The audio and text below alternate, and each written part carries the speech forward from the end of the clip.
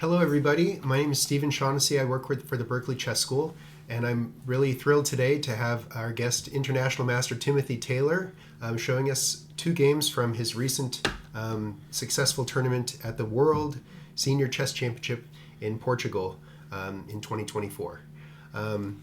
We met Timothy several years ago when you played at the Cal Chess Senior State Championship here at the Berkeley Chess School, and I've seen you in many tournaments since then. In fact, you won the 2024 Cal Chess Senior State Championship with a great almost perfect score, a 4.5 out of 5. Amazing score and accomplishment. And so thank you for agreeing to share two games. And before we see the games, I'm wondering if you could tell us a little bit about the venue. Okay, well, this is the World Senior Championship, in my case, over 65. There's 50 to 65 and 65 and under, and over, I mean. And there's also a women's tournament in the same group, although they didn't have enough women, so they put all the women in the same group, but the women did not play the men. We had the legendary Nona Gaprindashvili played in the tournament. Wow. So anyway, I personally was playing in the tournament to try to win it and become a grandmaster, because winning the World Senior is an automatic grandmaster title. So the tournament was played on the beautiful island of Porto, Santo, very well organized. I'm going to shout out to Paulo, who did the translation for me, and it's a very small island, and my partner went around it on a scooter, and I walked around a bit myself. Very beautiful. So the venue was very nice. The chairs were very good, unlike some Swiss tournaments that we have seen.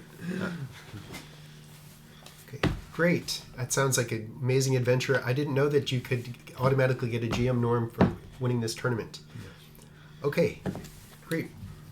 Shall we begin? Yes, please. Okay, so in these tournaments, again, unlike the U.S., you get one game a day because they take chess very seriously there. I had won my first game with the King's Gambit. Anybody who knows me knows that I wrote the book, The Fischer King's Gambit. So I won a nice game with the white pieces with the King's Gambit. The second round, I was rewarded by playing a much higher rated grandmaster, and that would be Jose Luis Fernandez Garcia from Spain. So I looked him up because everybody's going to prepare, and I saw that against Alyekin's defense, he invariably played the four pawns attack. And I don't think much of the four pawns attack in my book, Alyekin Alert. I followed Bobby Fischer's idea, and so let's look at the first few moves of the game, and then we'll go back to Fischer's King's Indian, which transposed to the same pawn structure. So I think we can just do this. Yep. Yeah, that'll work. Okay, so there's Alyekin's defense. He attacks my knight. I go in the center. He goes in the center. Now, objectively, the best move for white is knight f3, but he's trying to crush me quickly, and he also has a prepared variation, as I would soon discover. So I've had this position many times, have done very well. And I played the move that I think is objectively best. I knew he'd be prepared for it, but what can I do? I think it's the best move, and I recommend this in my book. And the reason I recommend this, and we're going to look at Fischer, for those of you who have Bobby Fischer's 60 memorable games, and those of you who don't, shame on you. So we're going to start like this. And Fischer's playing his normal King's Indian, and this Letelier gets very excited and attacks Fischer's knight and drives it all the way back. And you observe that this is the exact same pawn structure. And Fischer referred to the move e5, chasing the knight back, with a one-move comment, weak. Yeah. Wow. That was Bobby. So anyway, we went a little bit more. Let's go there. And you see Fischer's not afraid to sacrifice a pawn. he says that white center is overextended, and if you look at the game sometime, you will see Fischer won with a beautiful queen sacrifice down the road, but we're not going to do that right now. So anyway, you see black is blowing up the white center. So let's use this to go back to the game. Okay, so here we go, and now my opponent is playing every move with lightning speed, and we're playing with a 30-second increment, so he's got more time than he started with. And do this. And this is a very well-known position, and he knows what I play here because I played it various times. It's in the database, recommended in my book. So I don't believe in this stuff about moving the piece, more than once in the open. You can move as many times as you want. But I fall afoul of that in a little bit. We're going to see. So I play a move I recommend, I think is best. And I wondered what he was up to because I had had this position before, and I won. So he played this move, and now I go back, and look at those overextended pawns. You can see those pawns they're just too far. But he played a novelty, never been played before, and that was his prepared variation. So let's see what that is. He plays this move, and I had never seen this in my life because it had never occurred in my life. So let's go look at my game that I had from this exact same position. And we're going to go up here. I think this will work. And this guy exchanged a lot of things. You see these various things getting exchanged. And look at the knight coming into good square. And we have no idea why this pawn is here. And we even have less idea why this pawn is here. So they're just too far. So, and there's the knight coming in. Now, there's a little bit of a problem here because I had a lot of success with this game. And here, bishop takes knight isn't any good. White's got so many white square weaknesses, but that doesn't mean you can always put your knight on the room. Anyway, he tries going here.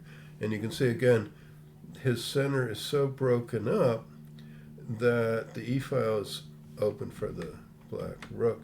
And there comes the knight, and things are just getting annoying. And I just chopped it off. So anyway, so this thing doesn't actually exist as a serious line.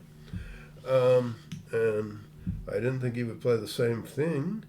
But if we go back here, with blinding speed, he throws in this e6 like, and it basically says to me, that's my home preparation. What are you going to do about that?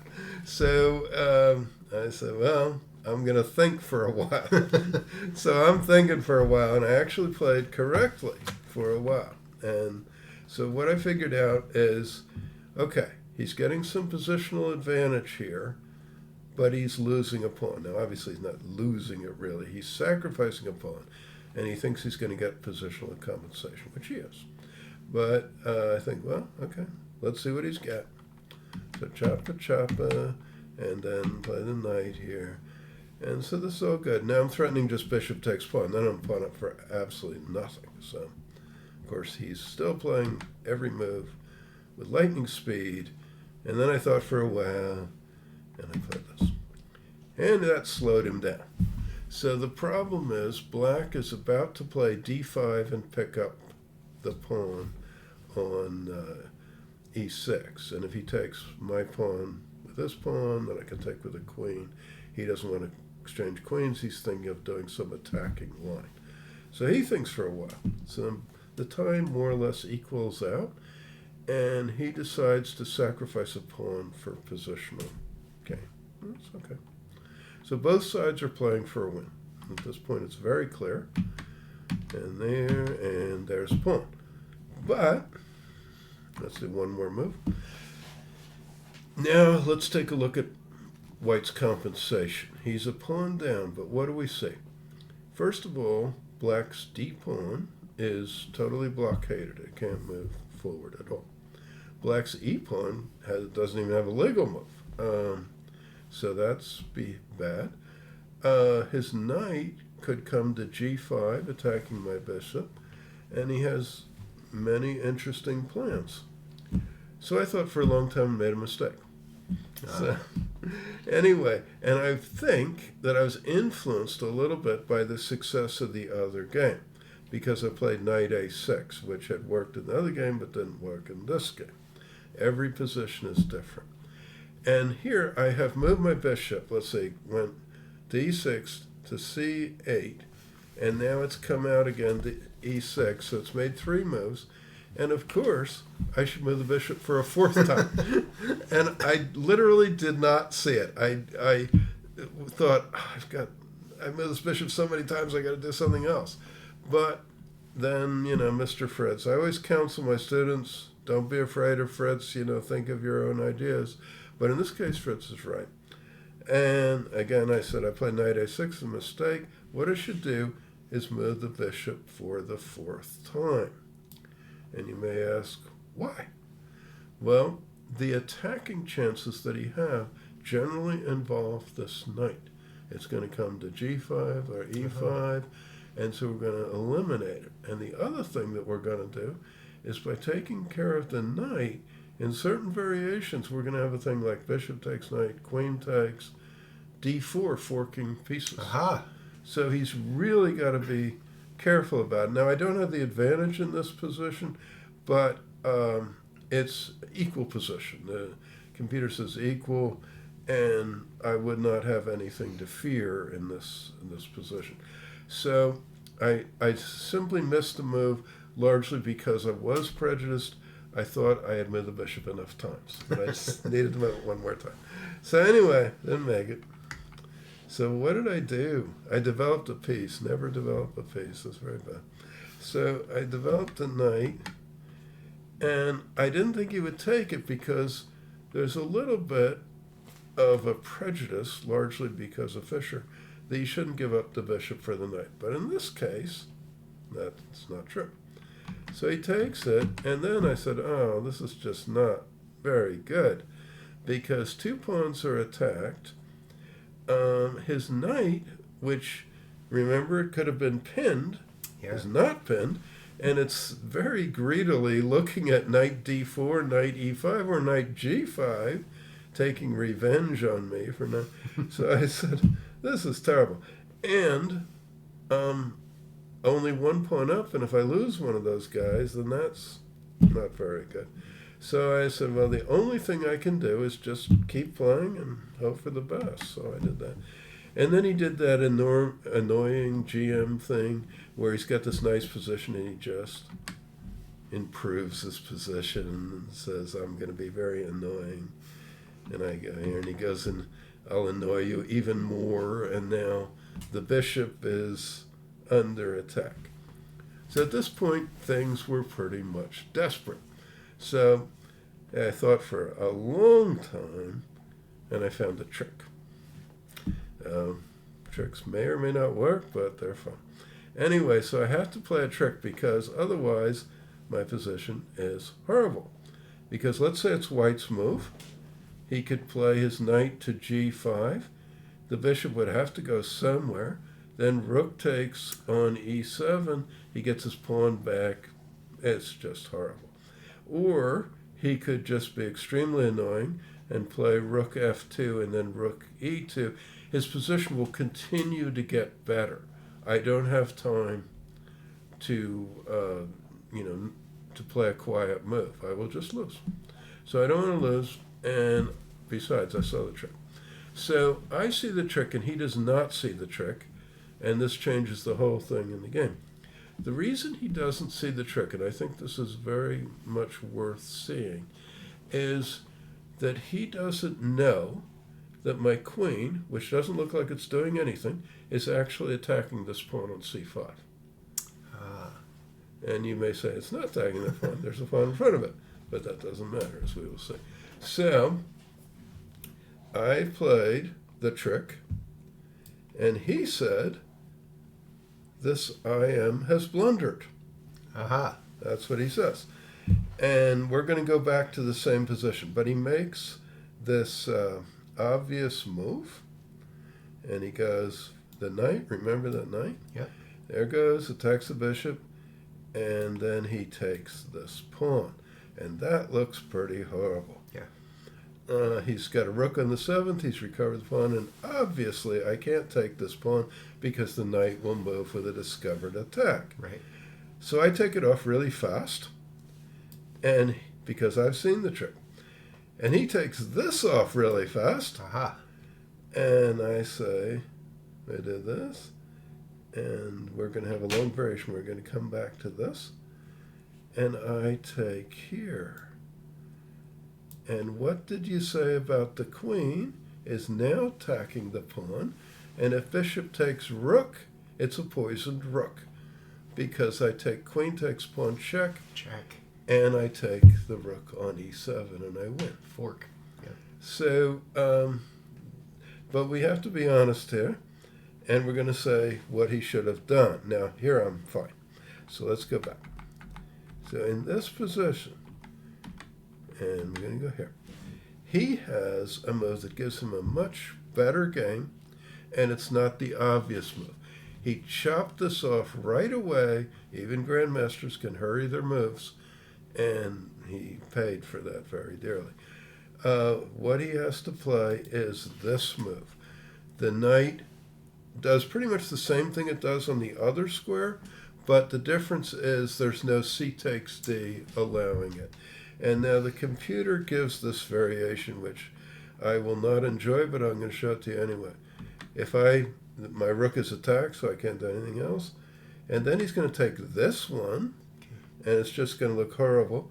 And I can't take with a rook because knight takes on f6 check, and it's just too bad. So I take this way, and then he takes this one, and I'm getting material down unless I take it. So he takes, and there. And then you say, where did that come from? The queen is suddenly attacking, and then the rook attacks. Where are these pieces coming from? And he checks, and then I get mated, and I would be very sad. Wow. So anyway, so that's what he should have done. There's a lot of sub-variations there, but they're all bad for me. And the whole reason the trick worked is because the queen has the fork on c5. A very easy mistake to make because you think that pawn is like a boulder. It's not going to, move out of the way, but it did. So Wow. I go there and he goes, oh. And he's very upset. He's upset with himself, because he missed it. So then he says, I got to bail out of this thing. I can't take the rook because queen takes pawn check, It's just going to win the rook for nothing. I'll be a piece ahead. So he goes this way, which is actually the best move. He gives up the exchange, and then he takes this one. I take this check. He attacks my queen, and I go here. So now, really good advice for any chess player. When you get a new position, this is completely new. It doesn't look anything like what we had before. You got to stop. You got to stop and evaluate it, and you say, okay, well, what's going on? Black is a pawn ahead. He's certainly not losing now. Can you win? That would be the question. Now, both players probably made a evaluation here because white has a path to equality. We're going to see this. He didn't play this because people don't like to exchange queens when they're pawned down. But watch what would happen. Over there, and defend like that. Whoops. Pinned. Oh, and the king needs to guard the knight. There's a tactic. Yeah. And he gets his pawn back, and this should be a draw with the opposite colored bishops. But he didn't see that. He didn't see it because of the knee-jerk response. I don't want to exchange queens when I'm a pawn down. So he goes here. He has to defend his bishop somewhere. And now if you recall the second Spassky-Petrosian match, the first game that Spassky won with the Tarrasch defense, Spassky employed this line-cutting maneuver, and that's what I immediately thought of. I can do this line-cutting thing. The bishop cuts the line. The queen is no longer defending his bishop, and I'm also defending his rook. I'm attacking his rook. So he gives me a check. Now, the evil computer claims that I made the wrong move here, which, but anyway, I'm supposed to go to G8 according to the machine. And anyway, after this, he gets a chance. I went this way. Now, keep in mind that both players are down to about 2 or 3 minutes. We got 14 moves to go. Now, we do have 30-second increment, so we can make moves, but it's very tense. And at this point, he's just thinking that, I got to make a draw here, is his feeling. And so he plays this and puts me in check. But actually, he should play rook e1, which looks like it doesn't make any sense. He could go here. Let's see, that's how we want to do this. Yep. He should play this move, and then I thought pin and win during the game is what I thought. But actually, he has counterplay here. So the knight is very loose. Everything's just loose all over the place. And, I may be struggling here. So I should not have done that. But keep in mind that we were both in severe time pressure. So he goes here thinking it's going to be a draw. Like I can play king g7 to play knight e6. We'll repeat the position. But, in fact, I don't have to do that. So I play this, and this completely messes up his game because the bishop is still hanging, the rook is still hanging, and he has no checks. So now black has decisive advantage. The computer actually likes me again. So, anyway, so he plays this move, defends the bishop, and attacks the rook. And now I'm attacking the knight, the bishop and the rook on f1. So he takes that one. I take this one. Wait a minute. The bishop is hanging. The rook on f1 is hanging. Now he has to make a decision, and it's not a very good one because if he moves the bishop, I'll play bishop takes f1. Queens will come off. It's just routine. Exchange job. Yeah. No problem. So he tries this one. I took it, and he plays here. And this is move 32, but I had a little time, a couple minutes, and I played the absolute best move. So let's give our viewers a guess the correct move here. Okay.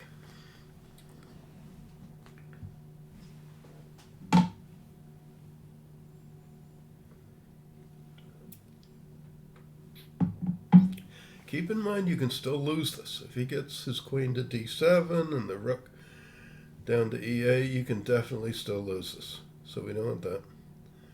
So what move ends his counterplay? I'll give you a little hint. He gets no checks. Would you like me to guess? Yeah. Okay. Why don't you guess? Bishop e4. Absolutely correct. You win the prize, whatever it might be. And there it is, bishop e4. And he looked in horror at this position. There's no check on c8. Queen d7 doesn't threaten anything with the rook blocked. Okay. And he's thinking about that until he had a few seconds left. And then he did the gentlemanly thing. Instead of letting his time run out, he resigned. So, sporting thing which I saw throughout the tournament. I was very happy to see that. And if you want to see, we can see, do you want to see final moves? Sure, yeah. So we could get this, and let's say he defends a pawn. There's a check. We come in there. He's really got to watch out because it's not mate now because the queen's guarding, but the queen is very unstable. Let's say he plays the rook over to cover it another time. We do the queen. And now you can see the checks are just nonsense checks. He gets two of them. He can... you'll hide on h6. Yeah, you can hide on h6. And then at some point, well, you can continue the attack with rook h4 or something like that. Yeah, wonderful. Wow, so that was the second round. Second round. Wow. And I was really excited that it was Ali Ekin's defense because you wrote the book on it, Alekhine Alert. And I happen to be teaching that for the last several weeks to some of my students. So very timely. Great. Okay, so do we have a second game? Yes, we do. So,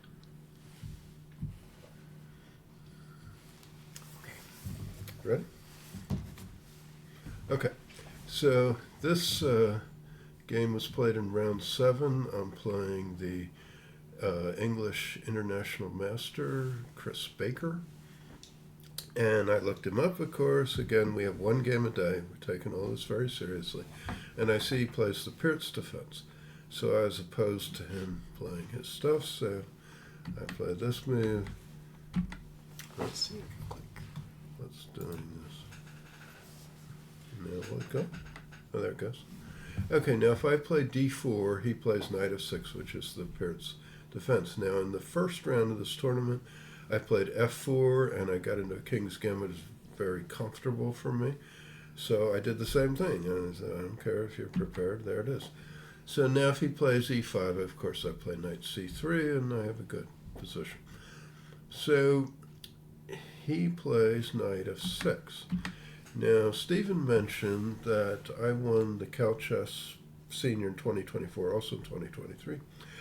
And I played in the Irwin National Championship of Senior Champions. And I had the same position against IM Jonathan Yedidia. And let's take a look at how that game went. Let's see. Okay, I'll play here. And he played this. And then again, we're getting into a King's Gambit. And you can see this is a classical King's Gambit decline. And I won the game very quickly in 76 moves. So I thought that was kind of wore me out, you know. So I said, I'm going to do something different. And what I did was I attacked his knight right away. And it's kind of like I'm playing an Alekhine defense, but it's not the same. So now we should note something here. Like in the Alekhine's defense, if he would play knight d5, there's no attack on the pawn. And I could play d4. So here he takes the pawn first. And I didn't take the pawn. He went back. Okay. Well, I don't think that's a very good move, but I guess it turned out pretty well for him. I just defended the pawn. As you can see, white has a space advantage. Choppa choppa. Knight ends up on an Alekhine-esque square. Now, I was actually very proud of this next move, so I'm going to put Stephen on the spot here. What's the best move for white?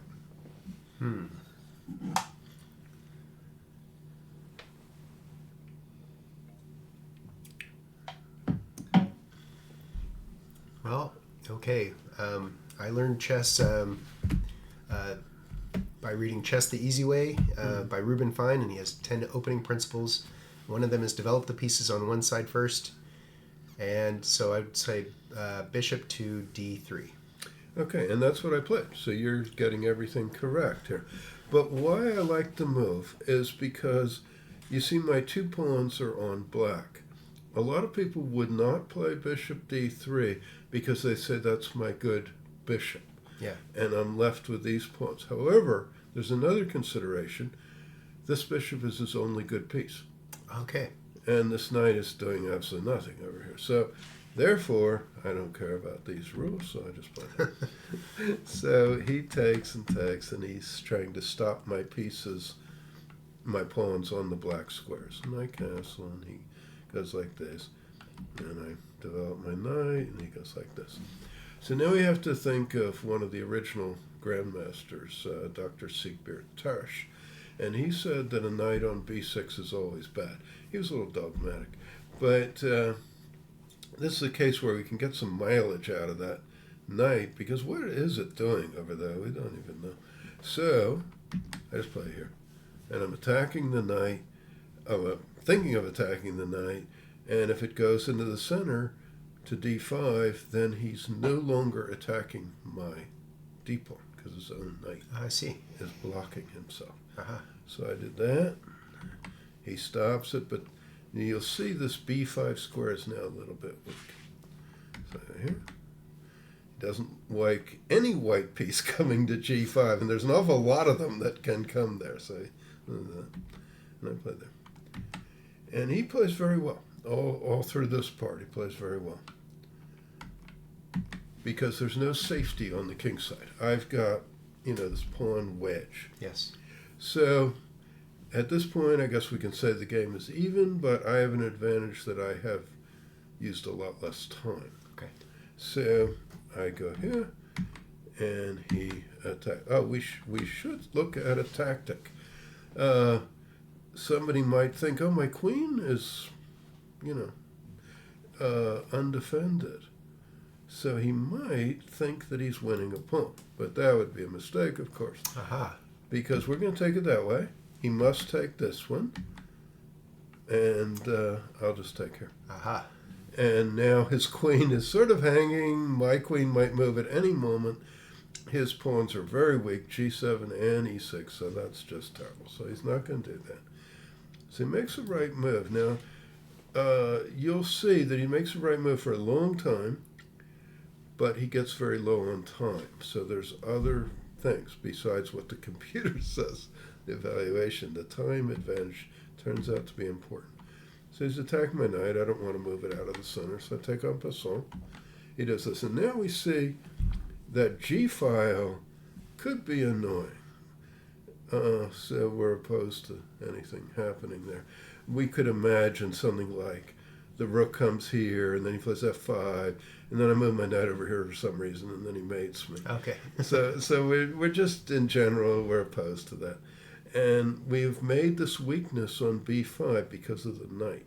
Tarash's bad knight thing. So I don't mind the endgame. So I look at his queen. He looks at that. And we make a couple of maneuvers. And he's trying to attack me. But he's not attacking me because I can take the queens off at any moment. So he's not really attacking me. He's only thinking he's attacking me. So I play this and look at the weak pawn. He goes there. Now, the other thing that's really important in this game is you can't have a phobia about knight on the rim is dim or knight on the corner is bad. Look at any tall game. He doesn't care about that. So we're going to see important maneuvers working on the h1 square and the a1 square. So the knight just goes back. He threatens mate in 1 and curses, I saw it. And he takes the wrong way.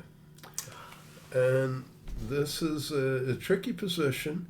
It's already moved 21, so there's, a lot of moves to make, and he has very low on time. And the reason he makes a mistake is the same reason as we saw in the game with Fernandez Garcia. These games sort of match in that way. You get the idea that the white knight cannot go to c4 because his knight's been here for a very long time. But what if the knight moves? So he should play knight takes, and then he gets an equal game. But he sees something which turns out to be an optical illusion. He takes with the rook. I take this pawn. He takes this pawn. And he takes this one. Now, for those of you keeping score at home, you see what he saw was I can't play b3 because he takes on c3. My whole pawn chain goes. And how will I possibly defend? But his knight is no longer on b6. So suddenly white is just better. The knight is way over there on a4. And as I know, black must have missed this move. Clear advantage to white.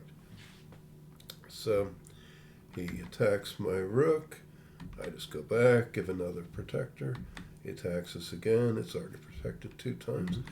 Bring the knight in from the corner. And I'm also attacking that pawn on f5. It's protected by the rook on b5, but the rook is pretty unstable, so he defends it. I defend this guy. And he tries to get rid of this knight. So you can see that, as I said, his pieces are very unstable. The rook on b5 is holding, but sort of, not really. The knight on a4 is just somewhere, we don't know where. So I play this move just basically to destabilize his position. So he goes here. Now, this position, we're going to get Stephen again. What is White's best move considering that your opponent is in time pressure? Ooh. So that makes an important difference. Both moves are good, but this one is very much stronger as far as being trickier. Well, I'm going to say I'm not sure. Okay. Well, see, the computer will say, just take the pawn here, right? But when your opponent is in time pressure, and you can take a pawn, he will be thinking about the move. What am I going to do? What am I going to do? Yeah. He takes a pawn. He's working on that. And then when you play this move, he says, what is that? And, of course, the trick is knight A1. As those of us paying attention earlier, if he plays knight takes pawn, knight A1 wins a piece. Why can't the rook retreat and guard it? Doesn't matter. I've got two pieces it's on the bishop and the rook. Yeah.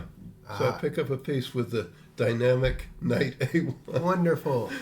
So, and that cost him a lot of time to figure out he can't take it. Yeah, wow. So, now he's getting really bad. So he took this one off, so his pawn on F5 is now defended, and he goes back and he defends everybody, except the pawns are now advancing.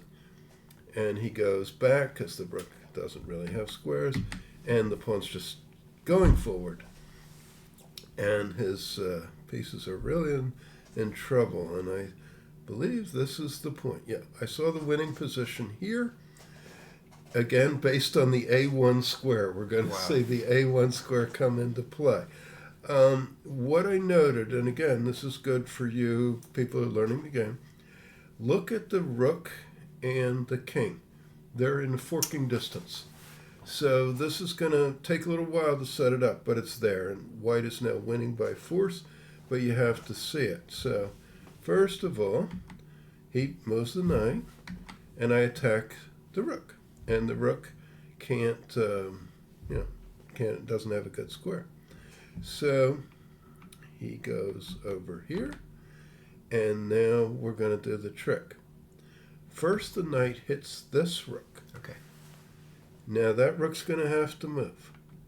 Then we're going to go this way.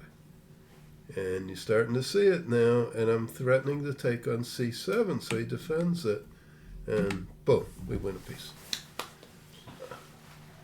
He has no way of saving the piece. So rook A1 was the winning move, which I saw a few moves behind it, but I was looking at the rook squares. So what if he plays, just to illustrate exactly what you said, what if he plays knight to b6 to save the knight? Then we just play, actually we have it on the board, knight c5 check, and we win the rook. That's why the knight can't move. And the knight can't move. And if the knight is protected, we don't care. If he plays b5, we're just going to chop it off. Rook takes knight. And then the fork, wow. And then the fork, and once again we emerge a piece ahead. Wow. There's no way he can avoid losing a piece. And also, his brain was overloading. He had 4 moves to make in less than a minute. So he took here. I took the knight. And again, I was threatening knight c5 check in this point. Yeah. So he goes here, and I take this one. And again, do you want to do one more pause the video, or shall I just show the move? White makes a very good move here. What is White's best move here? Can you show us? Yeah. Rooks are very strong in open positions. So what I want to do is I want to make him move his b pawn. And then my rook comes into the a7. So I simply attack the pawn, encouraging him to play b5. Now, he did not do that, but this is a fun variation. If he plays b5, attacking my rook, I say, well, that's all right. Mate, or almost mate. Let's see, where's he going to go? That's a mate. And we have it. And if he had played The Arabian mate. this one. Then we're going to go there, and we're going to go there, and we made them that way. Wow. So Spectacular use, coordination of your pieces. yeah, all the pieces. Schmitz left Wow. me happy. Oh, harmonious. Wow. So anyway, he just played another move just to get to the time control, and I of course took this pawn, and he just played this just to make the time control, and I wrote, "White infiltrates decisively," although Stephen has some variations he would like to show. Okay, so I always want to see, how you would convert a winning position. So I did look ahead a little bit here. Let's give White a free move. How is White going to take advantage of his material and positional advantages? And we'll go here. Okay, and again, I skip a move here for Black just to see what White might do. We have a check on the 7th row. It's worth a pawn to get a rook on the 7th row. The king has to come back and guard his own rook. After check, we have an interesting choice. He could play king to e7 or king to d7. If he plays king to d7, we have a decisive skewer. And even more fun is if he comes to e7, avoiding the skewer, we have this discovered check. And now White's pieces, similar to the last checkmate sequence we saw, White's pieces all work together. All Watch this. Yeah. Check, king, The knight's G. going to go with check. And everything's protected. You notice the knight on f8 is protected as well. And again, Arabian mate themes. Has to go to the corner. Perfect piece. And check. And discovered check. And we have checkmate. Again, extraordinary use of all the pieces. Beautiful. So that's why he resigned, maybe. That's why he resigned, yes. He was out of time. He actually made the time control, but he saw it was made or just too horrible to look at. So you finished the tournament very well. What place did you earn? I came in 5th. Rainer Knack, the German Grandmaster, won clear first with 8.5. There were 3 players tied with 8, and there were 4 players, including me, tied for 5th with 7.5. Great tournament and spectacular games. Timothy, it's such an honor to have you on for our first broadcast of Berkeley Chess School TV series. And also, I want to let the viewers know that Timothy is the author of 14 books, including Alekhine Alert, as we enjoyed today. Thank you again for sharing these games with us. My pleasure. It was a lot of fun.